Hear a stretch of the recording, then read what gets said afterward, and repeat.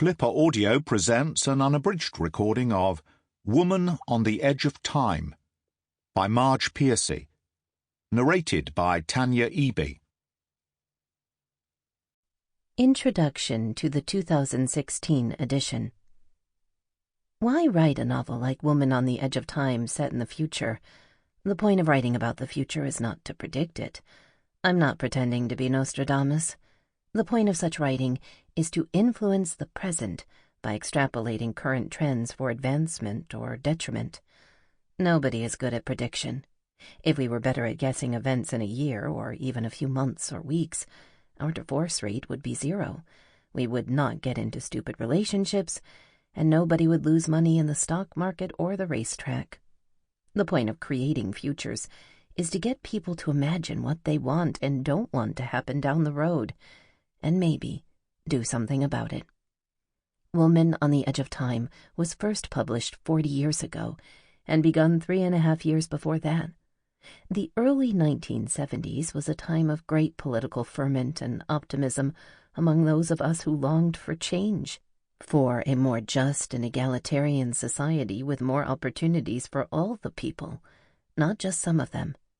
Since then, inequality has greatly increased. As I write this, more people are poor. More people are working 2 or 3 jobs just to get by. More people find that their savings and their future have been wiped out by bad health or losing their jobs.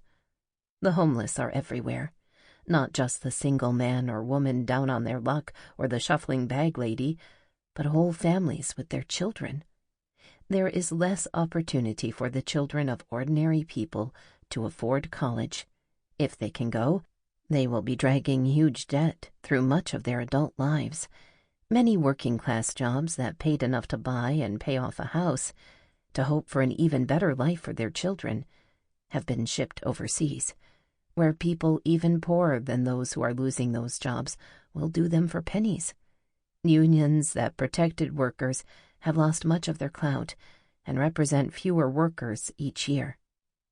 At the time I wrote this novel, women were making huge gains in control of their bodies and their lives.